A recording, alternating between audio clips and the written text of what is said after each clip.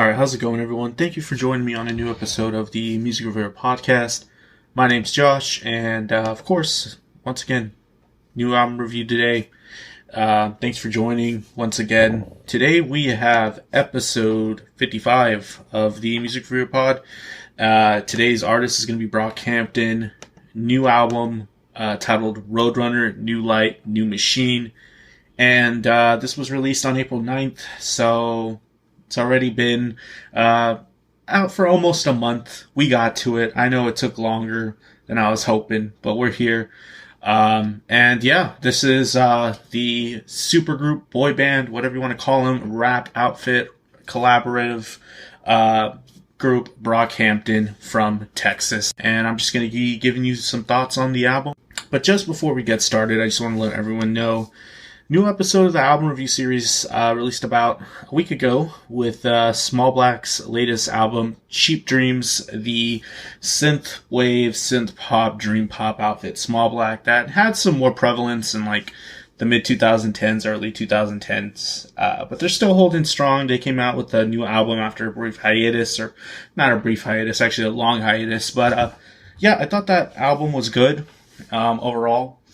Favorable. So if you have not listened to that album, I recommend it. And also I recommend listening to the review too. I have a few thoughts on that. And then also last week's best and worst track of the week for the week of April 24th. On that episode, I covered the mini album bomb from the Taylor Swift remake of Fearless. On that episode, I covered the mini album bomb that came into the Billboard Hot 100 for the remake of Fearless, Taylor's version. A few tracks from that album hit the episode, but also some stuff from 21 Pilots, Kevin Gates, Doja Cat, SZA, Polo G, and also be expecting a new episode of Best and Worst Track of the Week that will be releasing very shortly after this new album review. But yeah, that's about it. So let's go ahead and get into the gist of this review. Alright, so like I said earlier, album reviews over Roadrunner, New Light, New Machine. I believe this is the second part of their second trilogy from the group Brockhampton. And just so that we can get a little bit of a introduction, if you're maybe not familiar with Brockhampton, or if, you were just wondering a bit more about the group, they're an American hip-hop supergroup that was formed originally in San Marcos, Texas. Their formation was originally back in 2010 as well, with a former, now discontinued name, Alive Since Forever. In 2014, the name Brockhampton was established for the band, and the band is informally led by rapper Kevin Abstract, but the group was also partially formed by some members meeting each other in like this Kanye West forum early on when the group was forming. But what's interesting about Brockhampton is that they're a big band that features many talents. Some people are vocalists, some of them are rappers, some of them are just producers. But even some members do things like graphic design, photography, and even web design for the band. So it's much so a collective of people that are just talented. And Brockhampton released their first EP back in 2016, but it wasn't really until 2017 that I remember the band really catching a lot of people's attention. When their debut, Saturation, came out. An album that I remember getting into after seeing critical acclaim from various critics and media outlets. I dug the group's ability to clearly execute their own brand of rap. They demonstrated technical chops, good taste, and how to bring it all together, with various members being on each track. The production and instrumentals were also pretty interesting to me on that debut.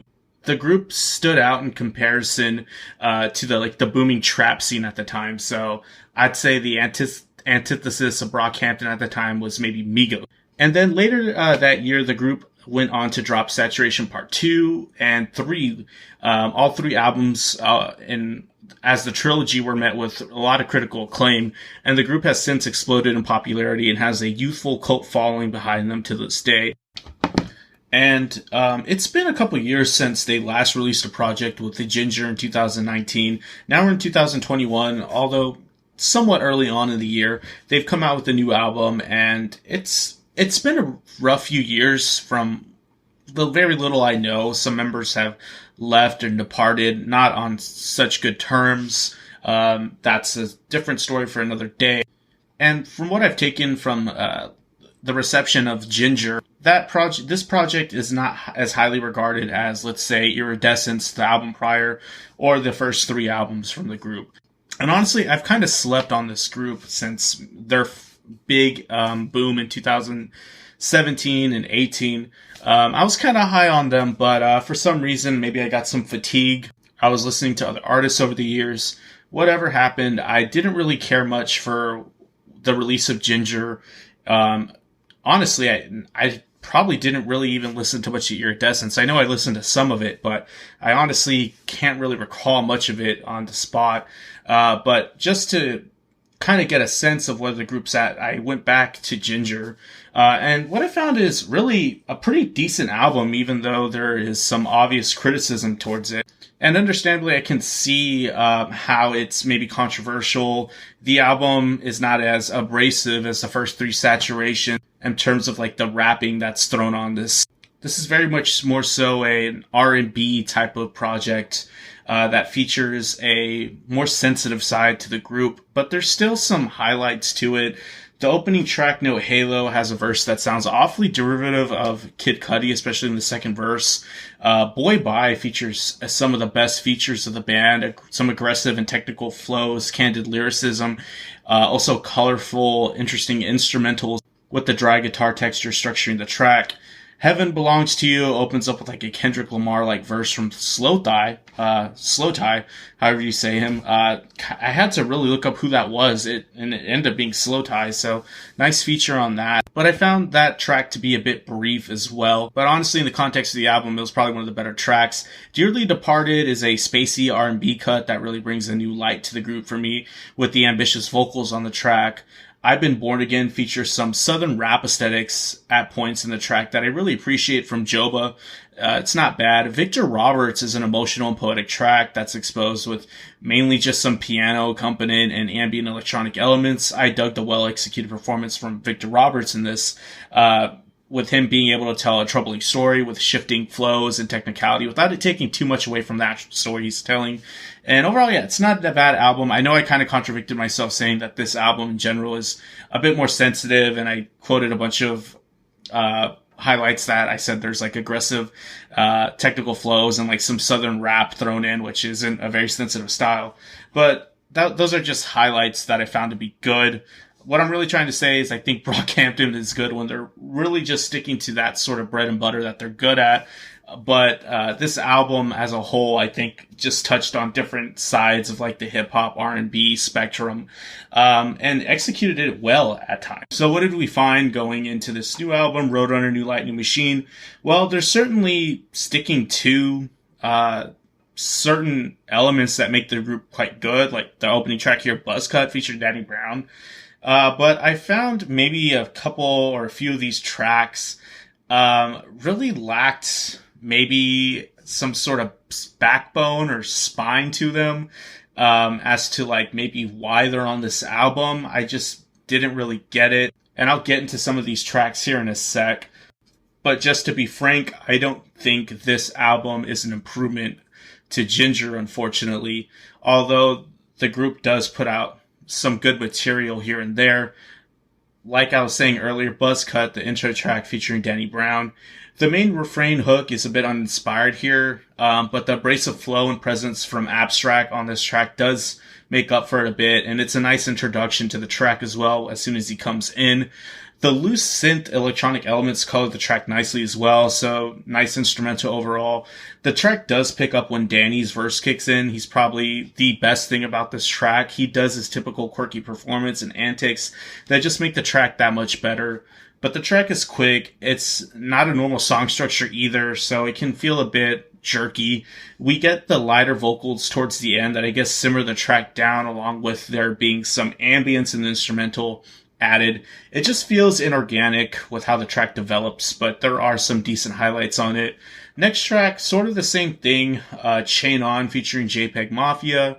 JPEG fits in quite well in this track. He sounds technically, advanced with a versatile flow thrown on here.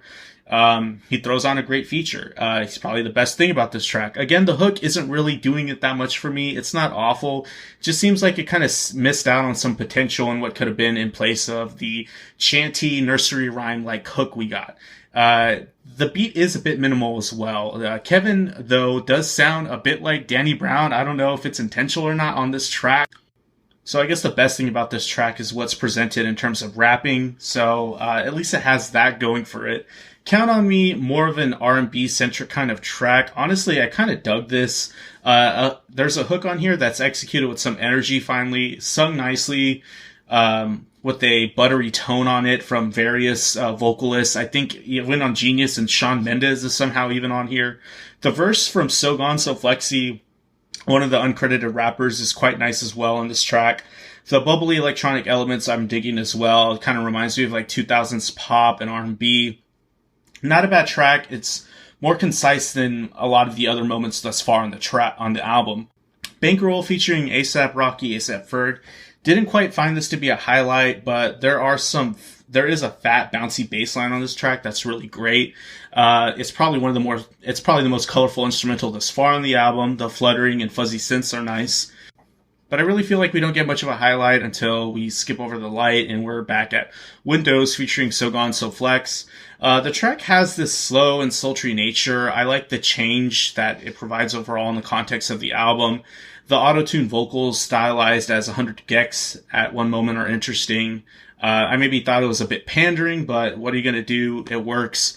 And there's some exciting rap verses that come about as well. I'm glad that happened on this. There's some obvious Kanye influence, especially towards the midpoint of the track. There's a nice dynamic range on here too. One of the better verses overall. The track did have its moments, but it did go on a bit more than maybe it should have. There's a bit long of a runtime. I'll Take You On featuring Charlie Wilson. I thought this was not bad, honestly. There's a more upbeat R&B type of flavor to this, especially when we get the soft, inspired R&B vocals. Maybe some boy band-like style on here being utilized with the clean runs and the sensitivity that's applied to the vocals. It's an exposed track for sure. Not sure how the track fits into the album, but it wasn't the worst thing I heard on here. Old News featuring Bard. Some more pop-centric R&B here. I like the inherent bounce in the track. It happens all throughout, even in the rap verses. The track does feel natural as well.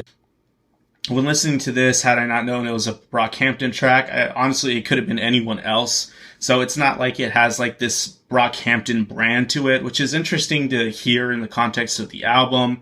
It's a nice mid-tempo jam. I dug it. I will say, from here on out, there are some questionable moments with What's the Occasion. There's a sample on here that's oddly familiar. I'm not sure if I've heard it somewhere. I tried looking up where it's maybe from. Who knows? Maybe it's an original guitar, sort of instrumental, but it doesn't sound like that to me. This is more of a stripped down track. I don't like the progression of the track, honestly. It goes into like this forced, cathartic, nature eventually that goes into like this generic chord progression that's similar to like Canon and D, and it just aims to be very grandiose when it really isn't all that big. So yeah, thought this was probably one of the lower points on the album. When I Ball, honestly, I thought it could have been better. There's another obviously Kanye influenced track here. There's a forced juvenile sound on the hook that's pretty bland as well. I've heard this done a million times before and better most of the time. It honestly feels like a track that's filler, honestly, even though I hate using that word. So I was very indifferent to the track. Don't Shoot Up the Party was maybe a nice little pickup. The album is once again feeling captivating. It's interesting. It has a gun violence message. It's not bad. Kind of sounds like it's trying to lean on like this West Coast aesthetic with the sharp synth line that cuts through the chorus, similar to like Snoop Dogg's Snoop D-O-double-G. But the track does have a sense of funk to it. It's an interesting track overall. I will say after that, we unfortunately get the worst track I heard, probably from Brockhampton ever. I'm not entirely sure. I'd have to listen to the discography again. But this track just starts with a very exposed a cappella choir type thing going on. It's kind of like in the style of a church hymn, and I'm just really not fucking with it. It's executed well, but compositionally, it's nothing different. It's just a bit sappy. The snaps are cheesy that are thrown in to add texture to the track, and you can honestly get what you're hearing on here from the local community choir concert, honestly. So yeah, this is the second to the last track, and then after that we have the Light Part 2, which I honestly thought was a decent way to end the album. There's a mysterious nature and mood on this track when it's introduced. The candid lyrics are nice to hear as well. The rapping has a confessional-like quality to it. I don't necessarily mind the wailing backing vocals either. I like the message on this track. The instrumental is just a bit static, but it's rapped on top of quite well. It just seems like there could have been more done with the track. And that's just my honest opinion. By this time, we're at the end of the album, and honestly, I don't hate this album. I'm just a bit indifferent to it. I liked the highlights that I dug and the songs that seemed to pick up the pace a bit, but the parts where we get Brockhampton going more into like this Force-sensitive or grandiose nature, where they kind of leave to their bread and butter to the side, which is making good hip hop tracks with a lot of energy and I guess character. When they leave that behind, we get tracks like Dear Lord or What's the Occasion, or we just kind of get some mid-tier stuff. But overall, you know, it's not a bad project. If I had to rate it, I'd give it a 5 out of 10, which basically means I didn't really think it was bad, but that's about it. I really think maybe if you're a Brockhampton stan, you probably will dig this album overall, because I know the fan base is very strong. Maybe you guys hear something differently than someone like me does. I don't know. I'm not the biggest hip hop listener either, but I do like, you know, my go-to artists or my favorite artists over the years, as most people that listen to the genre do. Like I said, I appreciate Brockhampton because they kind of deviate away from the generic pop styles that are very saturated in the rap scene right now, and they kind of do their own thing. So I will always appreciate the group for that. But I feel like this album doesn't really stick out in terms of like the overall discography. If I wanted to listen to the band again, I'm probably going to go back to Saturation 1 through 3. And then maybe Iridescence. I'd even go back to Ginger before that. So that's just my opinion. If you're a fan of hip hop, you're definitely going to get something out of this as well. Like I said, solid features from Danny Brown, JPEG Mafia, some nice uncredited features as well from that So Gone, So Flex artist that I have to look up now. But yeah, also some nice vocal moments as well from the, you know, the typical crew, like such as Joba, and I'm assuming Bareface, and whenever the other vocalists show up. So that's something you can take away from as well.